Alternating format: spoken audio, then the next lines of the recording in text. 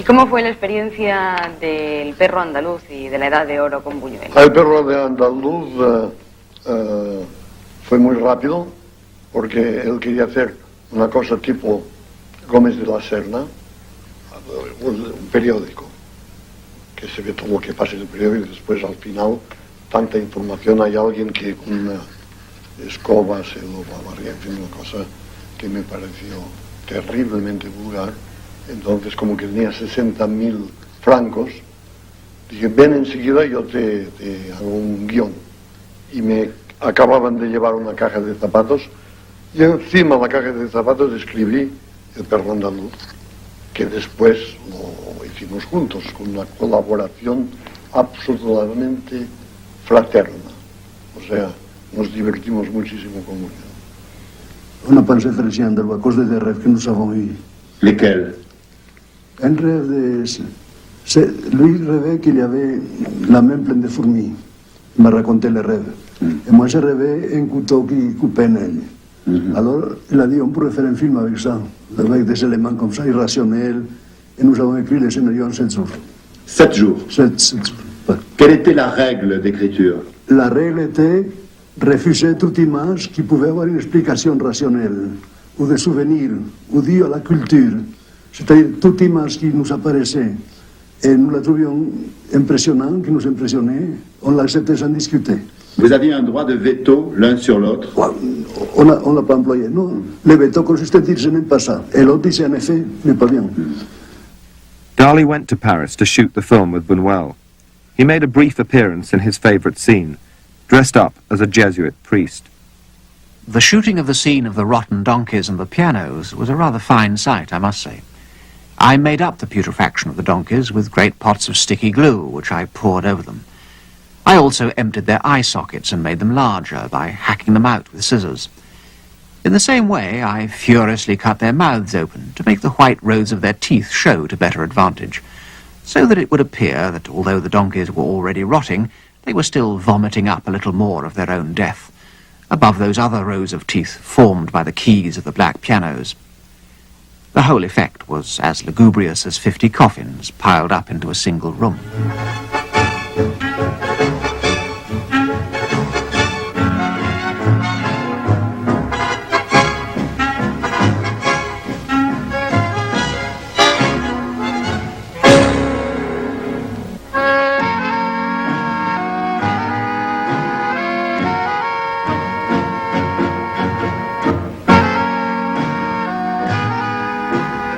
Un chien andalou is an animated Dali painting, an admirable sadistic realization appealing to everyone's latent masochism.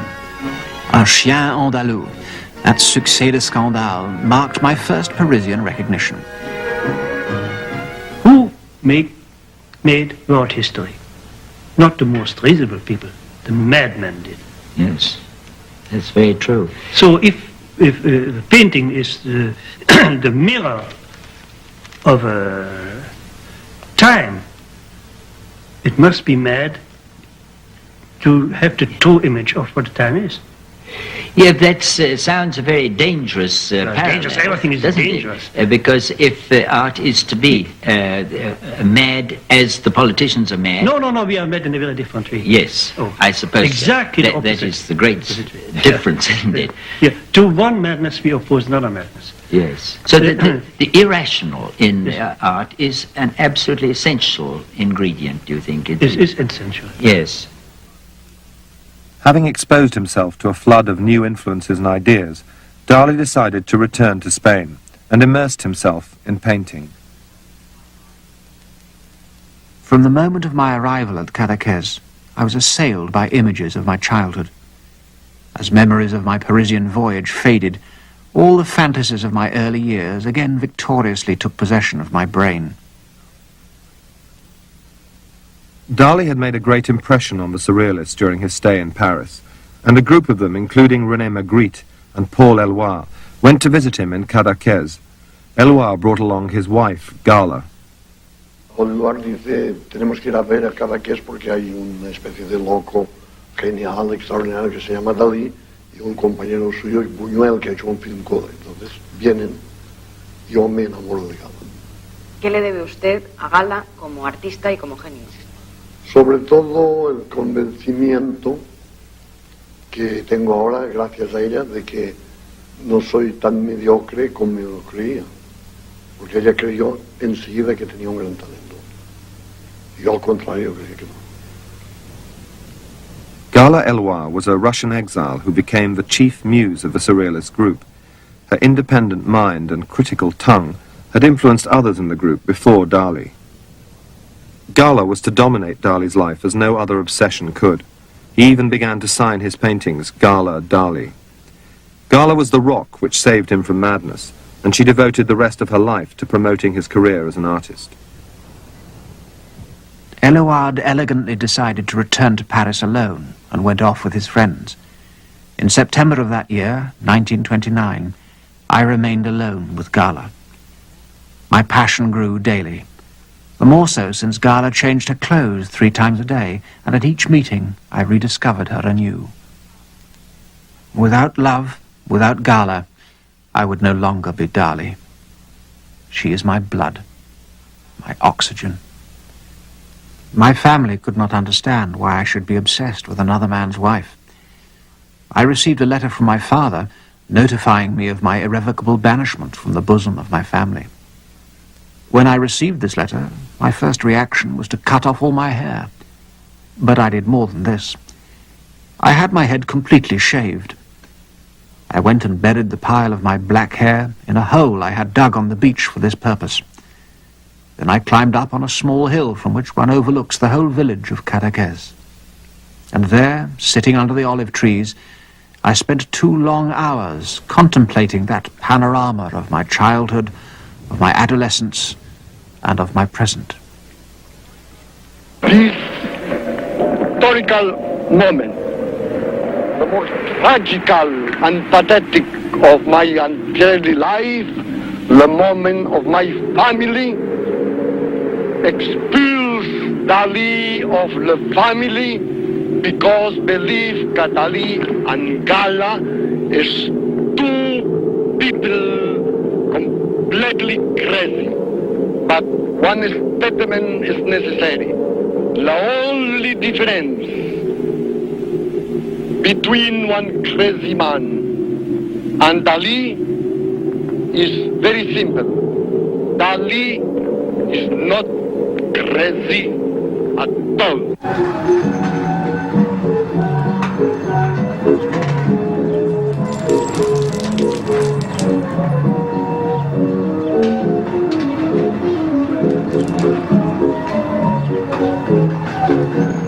Our lack of money was another of Gala's and my secrets.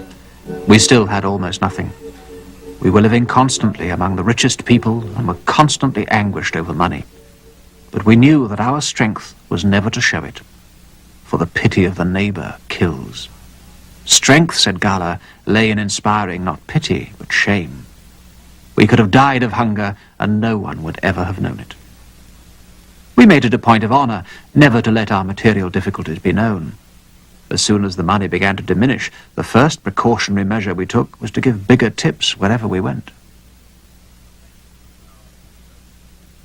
The paintings that Dali had been working on when he returned to Spain were regarded as a breakthrough by the Surrealists. They felt that he portrayed the elusive world of the subconscious more imaginatively than any of his contemporaries. His methods were strongly influenced by the ideas of Freud, and André Breton championed him as the new prophet of Surrealist painting. However, it wasn't long before the persistence of some of Dali's obsessions caused Breton to have misgivings. Y me encuentro que Breton es el burgués más burgués que existe porque dudaba de exponer un cuadro mío porque había un señor que tenía los calzoncillos cagados. O sea, fíjese, pero ellos que tenían que transcribir exactamente lo que se sueña o lo que pasa por la cabeza sin ninguna represión de la conciencia, ni de la moral, ni de nada, pues encontraba que no era correcto que se hubiera cagado en los calzoncillos.